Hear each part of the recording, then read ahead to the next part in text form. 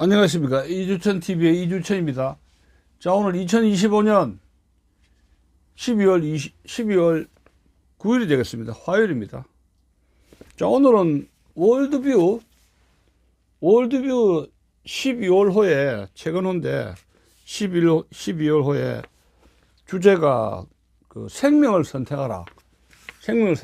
낙태 반대 운동을 대대적으로 특집으로 싣고 있습니다. 생명은 귀중한 것이기 때문에 낙태를 해서는 안 된다는 것이 특집으로 실려 있습니다. 그래서 이 월드뷰에는 여러 가지 이제 목사들이라든가 교수라든가 신학 교수들, 다양한 시민단체 활동하는 분들의 칼럼이 실려 있는데요. 그 중에서 안성문 목사, 아침교회 담임 목사입니다. 안성문 목사님의 그 칼럼집, 지극히 작은 자 하나에게 하지 아니하는 것. 지극히 작은 자라는 것은 태아를 말하는 것 같습니다. 낙태를 해서는 안 된다는 그런 것이죠. 제목은 좀 일반 사람들이 어떻게 이게 무슨 말인가를 이해가 잘 할 수가 없는데, 잘 읽어보면은 낙태를 반대하는 기독교 목사의 메시지입니다. 여기 이제 안성문 목사님은 중앙교회 심리학과를 전공하고 장로회 신학대학원에서 신학 공부한 뒤에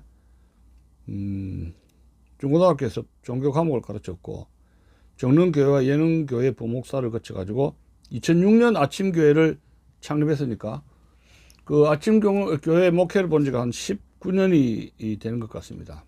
그래서 현재는 YP클럽의 대장과 한국교회 다음 세대 지킴이 연합 상임 총무로 일하고 있습니다.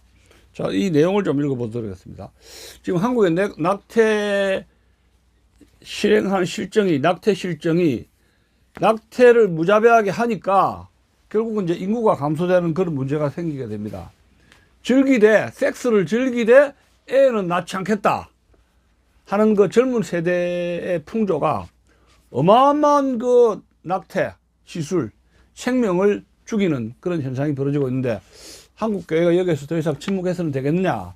물론 크고 작은 무슨 반대 운동 하고 있습니다만은 더 한국 교회가 더 많이 이 낙태 반대 운동에 나서야 된다는 것이 안성문 목사의 결론입니다. 그 칼럼 내용을 여러분들에게 소개를 해드리겠습니다. 태아는 세포가 아니다. 태아는 세포가 아니라 생명이죠. 태아는 생명입니다. 태아는 하나님이 지으신 독특하고 고유한 나와 같은 생명이다. 엄마와 연결되어 있어서 서로 영향을 주고받지만 독립된 존재라는 것은 분명하다. 태아는 수정할 때부터 생명이다. 과학이 발달하고 영상기술이 발전하면서 태아의 성장 모습을 뚜렷하게 드러나는 것을 보면 놀랍고도 신비롭다. 그걸 보느라면 부모는 그 마음을 빼앗기기에 충분하다. 생명의 신비다. 하지만 여성의 이기심 문제예요. 낙태는 여성의 이기심이 생깁니다. 이기심은 여성의 자기 결정권이라는 그럴싸한 포장으로 권리 행사를 주장합니다. 그러니까 내가 애를 임신한 것도 내 자유고, 내가 태아 생명을 처단할 수 있는 권리도 있다. 무시무시한 것이 여성의 자기 결정권이라는 거예요. 즐기되 애는 낳지 않겠다. 그겁니다. 이기심은 과연 죄의 뿌리다. 정당하지 못한 자기 죄를 감추거나 그 죄를 낙태에게 전가하여 생명을 앗아가려 한다. 악으로 악을 덮으려는 무모함과 어리석음이다. 예레미야를 부르신 하나님께서 하신 말씀을 들어보자.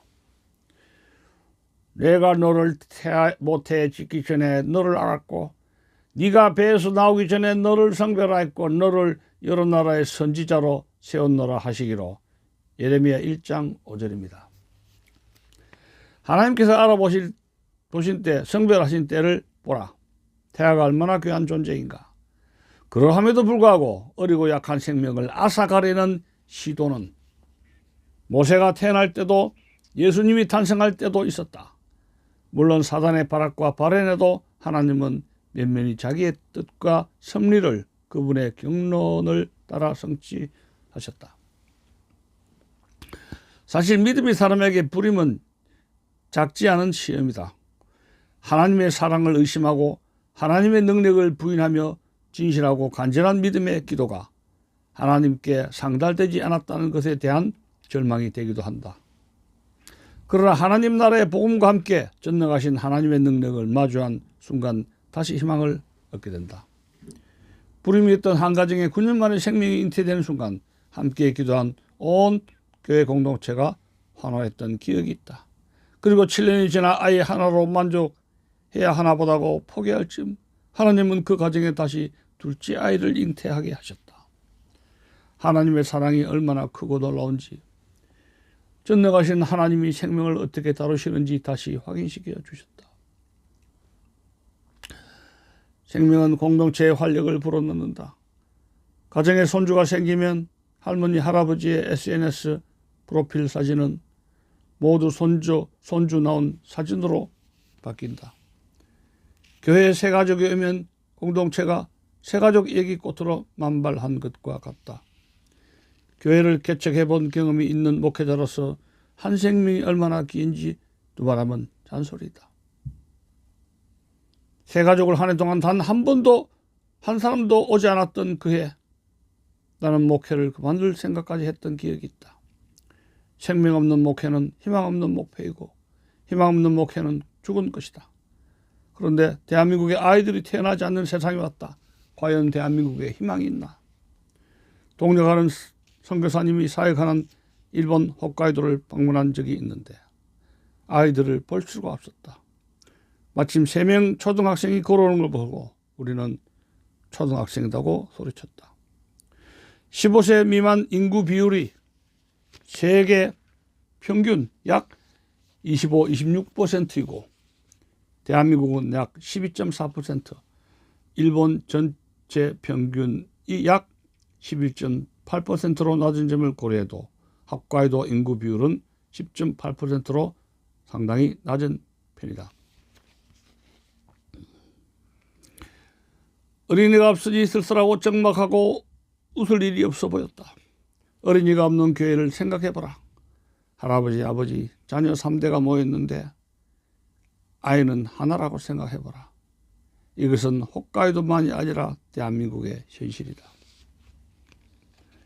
실제로 내가 속한 예장통합교단은 교회 학교에 없는 교회가 절반이 넘었다.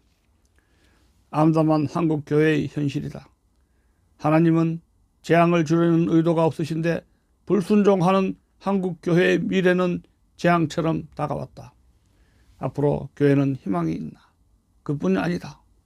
대한민국은 2047년도가 되면 68.6%의 시군구가 소멸, 고위험 지역으로 속하게 된다. 그렇다면 한국교회 여러분 안녕하십니까?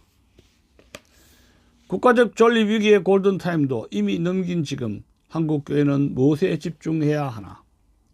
출산율을 높이는 일은 하든지 안 하든지 선택할 일이 아니라 무조건 죽을 힘 가지고 모든 교회가 힘을 모아야 하는 일이다. 한국교회는 출산율 앞장서야 되는데 뭐하고 있느냐 이런 이야기입니다. 한국교회가 애들 없잖아요. 그렇다고 희망이 전혀 없는 것은 아니라 출산율 반등, 결혼하는 커플 증가가 아직 미미하지만 있다.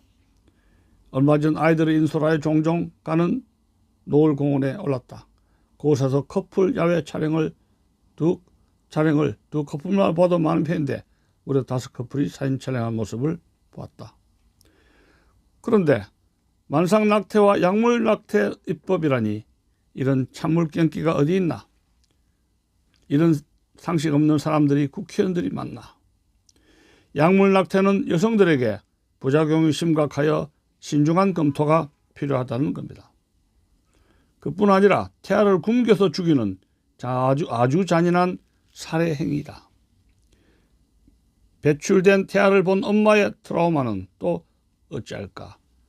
모르니 가만 있는 것이지 알면 모두가 도시락 싸고 말려야 할 것이다. 이런 일에 한국교회 각 교단 총회는 도대체 어디서 무엇을 하는 것일까? 하나님의 심판이 정말 두렵지 않은지 묻고 싶다. 자, 성경 말씀을 보자. 또 왼편에 있는 자들에게 이르시되 저주를 받은 자들아 나를 떠나 마귀와 그 사자들을 위하여 예비된 영원한 불에 들어가라. 내가 줄일 때 너희가 먹을 것을 주지 아니하였고 목마를 때 마시게 하지 아니하였고 병들었을 때와 옥에 갇혔을 때 돌보지 아니하였느니라 하시니 주여 우리가 어느 때 주께서 줄이신 것이나 목마르신 것이나 나그네 되는 것이나 헐 벗으신 것이나 병드신 것이나 옥에 갇히신 것을 보고 공양하지 아니하더니까. 이 임금이 대답하여 이르시되 내가 진실로 너에게 이르노니 이 지극히 작은 자 하나에게 하지 아니한 것이 곧 내게 하지 아니한 것이니라 하시니라.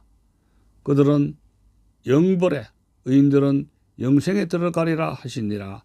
마태복음 25장 41절에서 46절입니다. 가장 악하고 어린 이웃인 태아를 돌보지 않고 살해하거나 이를 동조 또는 묵인한다면 그것은 우리 예수님께서 그렇게 하는 것이다. 주님 일처럼 홀대하시고 자신이 영원한 형벌, 지옥에 가는 이유를 모른다면 큰 무지이다. 상산순 말미에 나오는 예수님의 다음 말씀은 더욱 명확하고 엄중하다. 좋은 나무가 나쁜 열매를 맺을 수 없고 못된 나무가 아름다운 열매를 맺을 수 없느니라. 아름다운 열매를 맺지 아니하는 나무마다 지켜 불에 던져지느니라. 이러므로 그들의 열매로 그들을 알리라. 나더러 주여 주여 하는 자마다 다 천국에 들어갈 것이 아니오 다만 하늘에 계신 내 아버지의 뜻대로 행하는 자라야 들어가리라.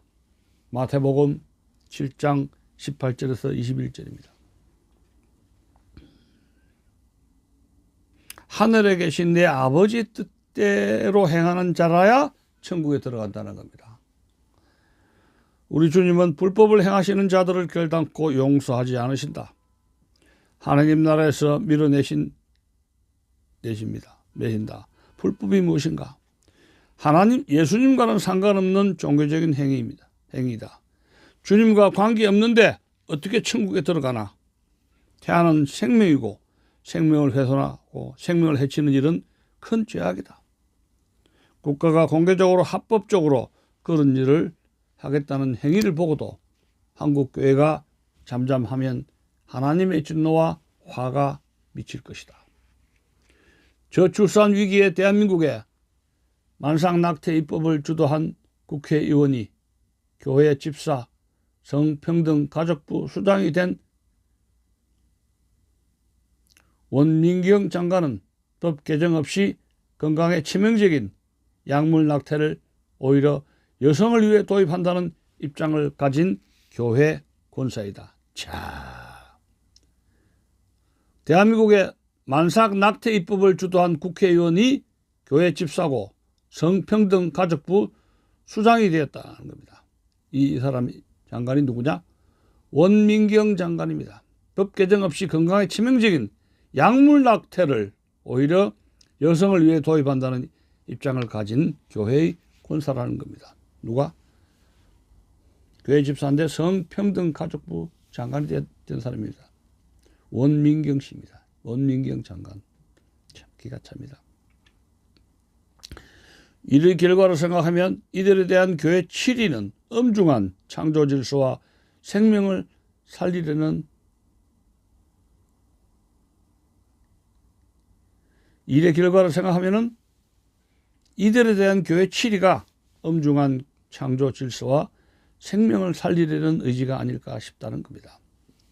교회가 이 문제에 대해서 이들의 이 행동에 대해서 엄중한 조치를 취해야 된다는 겁니다. 한국교회는 이 일에 큰 책임이 있다. 그리고 한국교회는 다른 사람이 아닌 바로 당신이다.